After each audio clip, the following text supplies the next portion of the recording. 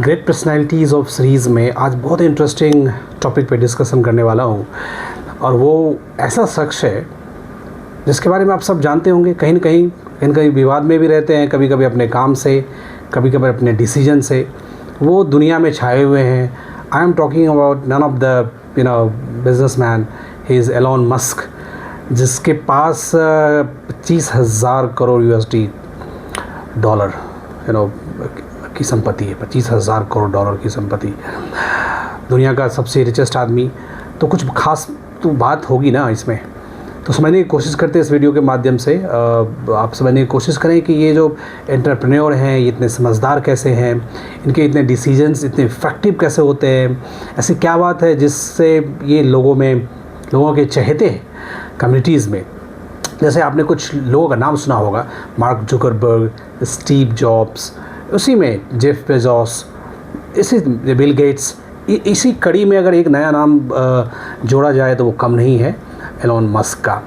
भाई बात ऐसा है कि 12 साल की उम्र में इन्होंने सबसे पहला अपना गेम जो है ना ब्लास्टर, उसको बनाया और उसको अपने लाखों में बेच दिया। 12 साल की उम्र में यहाँ पे मैं देखता हूँ लड़कों को बस वो जो है ना पबजी खेलता रहता है ना, लूडो खेलता रहता है, मोबाइल पे गेम खेलता रहता है और अनाप शनाप बातें करता है। ये इंसान अगर 12 साल की उम्र में कोडिंग करके गेम बना दे और उसको बेच दे, और 2 साल पहले माता पिता का तलाक हुआ हो, 10 साल की उम्र में इनके माता पिता जो ये अफ्रीकन मूल से आते हैं और तलाक हो गया, किसी भी रीजन से तलाक हुआ होगा, लेकिन बच्चों पे तो उसका असर पड़ता है ना, नेगेटिव इफ़ेक्ट पड़ता है। अगर माँ बाप अलग हो जाए किसी भी हालात में हो, कितना भी आप स्ट्रांग हो, कितना भी आप डिटरमाइन हो और आप पॉजिटिव रहे, तो आपको एक बार झटका तो लगता है। लेकिन शायद ये इंसान ही कुछ अलग था, क्योंकि कहते हैं कि होनहार बिरवान के होत चिकने पात, मतलब ये कुछ अलग करने वाला था। और जो रिज़ल्ट आपको दिख रहा है कि 10 साल की उम्र में माता पिता का तलाक होना और अगले 2 साल में एक गेम बना देना और उसको लाखों में बेच देना। ये ऐसी कहानी इनकी शुरुआत हुई बचपन में। और कहते हैं कि मतलब पापा जो फादर थे इनके इंजीनियर थे, फिजिक्स या इलेक्ट्रिकल कोई इंजीनियर थे। इनका इंटरेस्ट पढ़ाई में बहुत था, मतलब इनका इंटरेस्ट फिजिक्स में, स्पेस टेक्नोलॉजी में, इस तरह से बहुत इंटरेस्ट था। और अगर कुछ कोर्सेज जो इन्होंने किए हैं, जिन्होंने जो डिग्रियां ली, वो तो ठीक है, लेकिन कुछ ऐसे काम उन्होंने किए, जैसे उन्होंने एक कंपनी स्टैब्लिश की टेस्ला करके, टेस्ला मोटर है। अब आप सोचो उसकी खासियत ऐसी है कि एक मॉडर्न आउटफिट की कार है जो पूरे इलेक्ट्रिकल है, इवन कि ड्राइवरलेस कार है। ये कल्पना कर देना कि पूरे इलेक्ट्रिक पे कारें चलेंगी और ड्राइवर रहेगा ही नहीं, तो ये तो एक अजूबा ही है ना। पता नहीं अगले 5-10 साल में इनका बस चले तो ये पानी से ही और हवा से ही अपनी कार को चलाएंगे, कौन जानता है। तो इस तरह का अगर विज़न है, इस तरह का सोच है, तो इंसान बड़ा है, उसके बारे में हम समझने की कोशिश करते हैं। इनका 1-2 कोट को आप समझने की कोशिश करिए जो शायद वो आप पे भी अप्लाई होता है, आप भी उसको लेके चल सकते हैं। इनका कहना है कि आप एक्स्ट्राऑर्डिनरी इंसान बन सकते हैं। मतलब ऐसा नहीं कि जो एक्स्ट्राऑर्डिनरी बनता है वो कहीं और से होता है, वो हमारे आपके के तरह के लोग हैं, ऑर्डिनरी लोग हैं। जो ऑर्डिनरी लोग हैं, साधारण लोग हैं ना, वही एक्स्ट्राऑर्डिनरी काम करते हैं। वो कैसे काम करते हैं? क्योंकि वो रिस्क लेते हैं। अगर आप रिस्क लेना सीख जाएंगे, अगर आप किसी चीज़ का डर नहीं रहेगा, खोने का डर नहीं रहेगा, तो आप कोशिश करेंगे। दरअसल हमारे साथ प्रॉब्लम क्या है कि जब भी हम कुछ डिसाइड करते हैं जीवन में कुछ करने के लिए, तो चारों तरफ की बातें इतनी आती हैं और नॉइज़ इतना आता है कि we can not fix the decision. और हम सोचते रहते हैं and we start doubting ourselves. हम सेल्फ डॉट में चले जाते हैं कि अगर नहीं हुआ तो फिर कैसे होगा, लोग क्या कहेंगे, ये वगैरह वगैरह, इस तरह की बातें सब आती रहती है। जब आपके जहन में, आपके विचार में अगर नेगेटिविटी आ जाए, डॉट क्रिएट करे, तो फिर आप लक्ष्य की तरफ नहीं जा सकते। It's difficult chase the dream once you start doubting yourself. अपने ऊपर तो डॉट करना ही नहीं है। दूसरा भले ही आपके को कहे कि अरे यार तेरे से नहीं होने वाला है, ये तो फितरत है। आपको चैलेंज करना है, ये आर्ट आनी चाहिए आपको कि आप दूसरों को चैलेंज कर सकें। तो इन्हें भी लोगों ने कहा होगा, ऐसा तो नहीं कि भाई बहुत ब्रिलियंट रहे हैं तो कहेगा नहीं नहीं तुम जो भी चाहो अचीव कर सकते हो, ऐसा नहीं। इन्होंने भी सामना किया है दुखों का, तकलीफ़ का, लेकिन वहाँ से उभरने की कोशिश की है। तो कहने का मतलब ये है कि इनका ये कोट कि आप एक्स्ट्राऑर्डिनरी इंसान बन सकते हैं ऑर्डिनरी होके भी बन सकते हैं। ऐसा नहीं कि बॉर्न विद पर्पल आइज़ बोलते हैं ना, आंखों का तारा, ऐसा कुछ इडियम्स है इंग्लिश में कि आप अमीर बाप के बच्चे होंगे तो आप सक्षम होंगे, ऐसा नहीं है। साधारण इंसान भी असाधारण काम कर सकता है अगर जीवन में वो रिस्क लेना सीखे। और दूसरा ये है कि अगर आप, दूसरा कोट की बात कर रहा हूँ, इसमें यह है कि अगर आप फेल नहीं हो रहे हैं, इसका मतलब आपने प्रयास किया ही नहीं। अब प्रॉब्लम यह है, इसको ज़रा बड़ा प्यार से समझो। अगर आप फेल नहीं हो रहे हैं, इसका मतलब आपने प्रयास बिल्कुल नहीं किया। और ये 100% बात सही है।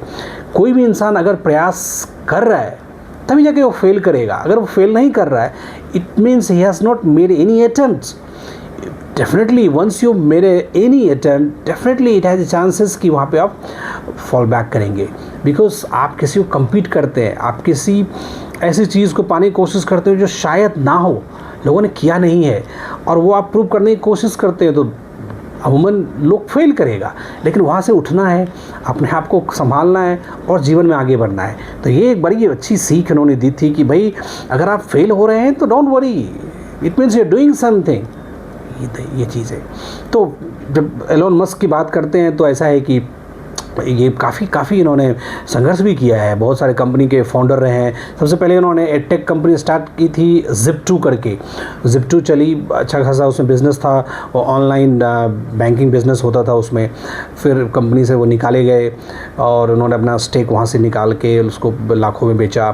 फिर ये पेपल जो बहुत बड़ी प्लेटफॉर्म है वर्ल्ड वाइड, जो ट्रांजेक्शन्स हम करते हैं ना आजकल, ऑनलाइन ट्रांजेक्शन्स आप करते हैं, यहाँ का कोई भी चीज़ आप जब परचेज़ करते हैं ऑनलाइन, अपने कार्ड को स्वाइप करते हैं, OTP के थ्रू देते, तो कोई ना कोई एक प्लेटफॉर्म यूज़ होता है जो कि ट्रांजेक्शन्स को कंप्लीट करता है। तो दैट पेपल, फिर इन्होंने इसको सोल्ड आउट किया, eBay को दे दिया था।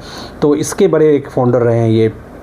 टेस्ला की मैंने बात की, इलेक्ट्रिकल कार बनाना, वो भी ड्राइवरलेस, बात ही अलग है। वो कार शायद इंडिया में मिलती भी नहीं है। इन्होंने कोशिश भी की है इंडियन गवर्नमेंट के साथ टाई अप करने की, बट अपना गवर्नमेंट थोड़ा अलग मिजाज में चल रहा है, तो इसलिए वो थोड़ा सा सक्सेसफुल नहीं हो पाया।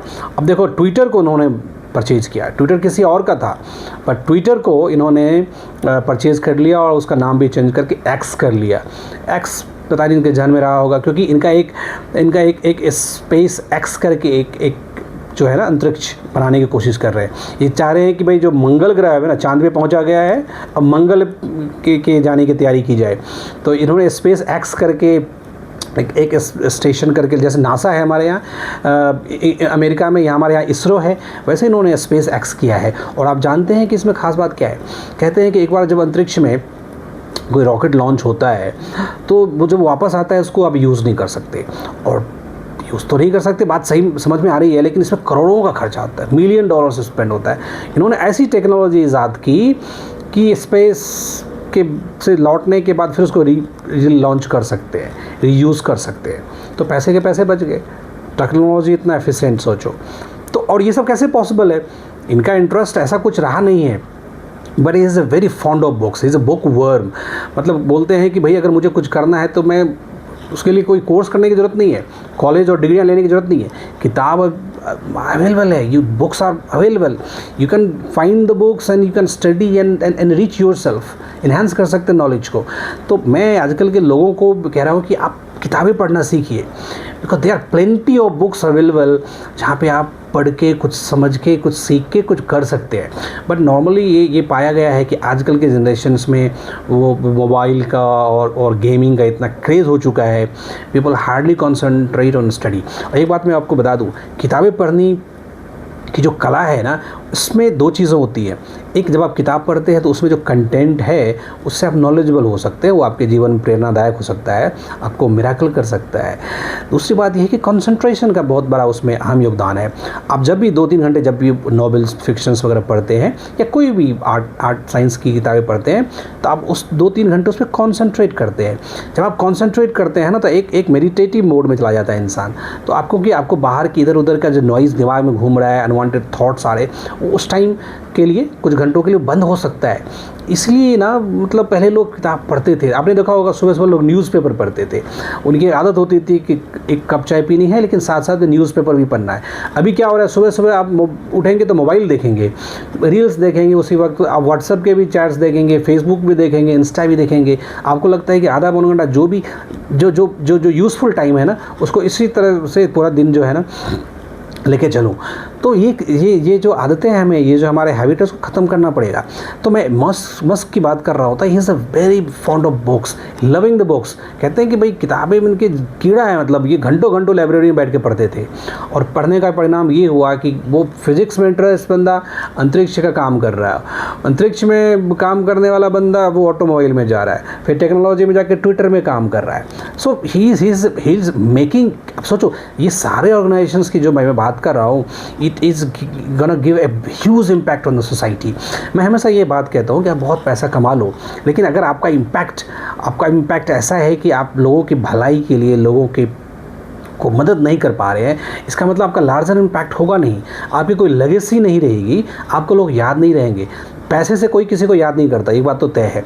जब तक आपका इम्पैक्ट सोसाइटल नहीं है, अगर लोगों के जन कल्याण के लिए नहीं है, वेलफेयर के लिए नहीं है, आपको कोई भी याद नहीं रखेगा। तो इनकी जो लेगेसी है वो याद रहेगी। किस तरह से?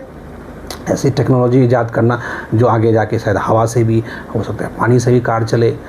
उसके बाद ऐसे फिर स्पेस एक्स जो बनाए इन्होंने, जिसमें भाई बार बार जो है वो स्पेस रॉकेट यूज़ होगा, तो अजीब सी बात है। ये सारी चीज़ टेक्नोलॉजी बेस्ड ट्रांजैक्शंस के लिए जिन्होंने जो अपने चैनल्स बनाए हैं, तो ये सारी कहानी बयां करती है। और इसका इतना ड्रास्टिकली इम्पैक्ट है लोगों में, क्योंकि अगर लोगों को आपने इम्पैक्टफुल कर दिया ना, तो लोग आप में इंटरेस्ट हो जाएंगे and they are become your clients. Otherwise इनके जो अभी इतने $1 बिलियन का पैसा बनाना इतनी जल्दी इतना आसान थोड़ी है। इसका मतलब है कि इनके टेक्नोलॉजी का, इनके प्रोडक्ट का रीच काफ़ी दूर तक है, काफ़ी लोगों तक है, वो घर घर में है। जब आप ये डेवलप कर लेंगे तो ऑटोमेटिक आप एक सिस्टम क्रिएट कर लेंगे ना, फिर चीज़ें तो ऑटोमेटिक लार्ज स्केल में चली जाती है। तो ये बातें मैं बताने वाला हूँ एलोन मस्क के बारे में। ये खास इसलिए भी है कि इन्होंने 2-3 शादियां भी की हैं, शादी इनकी टिकती नहीं है। ये ऐसा भी हो सकता है कि जो बंदा वर्कहॉलिक है, जो काम पे ध्यान देगा, जो पैसे पे ध्यान देगा, वो परिवार को मेंटेन नहीं कर सकता। जिसने पूरा परिवार पे ध्यान दिया वो पैसे को नहीं बना सकता। ये कॉन्ट्राडिक्शंस होते हैं। इसलिए आपने देखा होगा कि जिसके पास बहुत सारे पैसे हैं ना, उसका रिलेशन भी थोड़ा ऐसा ही चलता है, बट इन लोगों को कोई फ़र्क नहीं पड़ता। They have their kids, they have sons and daughters, और प्यारे बच्चे हैं इनके साथ। वहाँ पे कल्चर ही ऐसा है, तो कल्चर का हिस्सा है। इंडियन सोसाइटी में ऐसा लगता होगा कि अरे इन्होंने 3 शादी की, एक बीवी से बच्चे, दूसरी बीवी से बच्चे, ये सब चलता है, बट वहाँ पे ऐसा कुछ नहीं है। वहाँ पे ऐसा सिस्टम भी है, कल्चर का हिस्सा है। तो अब इस पर कुछ नेगेटिव बात करने की ज़रूरत नहीं है। मैं बात करने की कोशिश कर रहा हूँ कि एलोन मस्क में ऐसी क्या खास बात है। मैं ये नहीं कह रहा हूँ कि तुम अब इस वीडियो देखने के बाद एलोन मस्क बन जाओगे। मैं कह रहा हूँ कि कुछ क्वालिटीज़ जो है अपने में इम्बाइब करना चाहिए, सीखनी चाहिए। हो सकता है कुछ चीज़ें हमारे लिए काम कर जाए एंड हमारी ज़िंदगी तो सुधर जाए। एक चीज़ तो मैं आपको इसमें कह के जाता हूँ कि किताबें पढ़ने की आदत डालिए। जो भी इंटरेस्ट है ना, उस इंटरेस्ट पे आप उसको अध्ययन करिए। आप देखेंगे कि 6 महीने 1 साल के बाद आप नॉलेजेबल हो जाएंगे, और जब आपको नॉलेज हो जाएगा तो you can beat to anybody. Normally ऐसा देखा गया है। So this is I am trying to bring you out the great personalities of the world even, जैसे एलोन मस्क है, मार्कस जुकरबर्ग है, जेफ बेजोस है, बिल गेट्स की कहानी। तो ग्रेट पर्सनैलिटीज़ ऑफ में एंटरप्रेन्योर्स हैं, साइंटिस्ट हैं, आर्टिस्ट है, तरह तरह के sports person of the world है। उसमें इंडियन भी शामिल होंगे। मैंने कुछ सीरीज़ पहले कुछ चालू किया था कुछ दिनों तक, बाद में उसका रिस्पॉन्स अच्छा नहीं आया तो मैंने उसको बंद कर दिया। मैंने कहा कि अब रिस्पॉन्स आए ना आए, आपको शायद पसंद वीडियो ना आए, लेकिन मैं इसको कोशिश करूँगा कुछ अच्छी बातें करने की, जो हमारे आसपास के लोग, दुनिया में से लोग जो हमारे आपके लिए बड़ा इम्पैक्ट छोड़ के जा रहे हैं, हमारे आपके समाज के लिए, आने वाली पीढ़ी के लिए, जनरेशन्स के लिए। तो अगर ये वीडियो आपको अच्छा लगे तो आप वीडियो को लाइक करिए, चैनल पर हैं तो पहली बार तो सब्सक्राइब करिए, एंड शेयर भी कर सकते हैं आप अपने ग्रुप में फ्रेंड्स के साथ। Thank you for watching this videos. Thank you.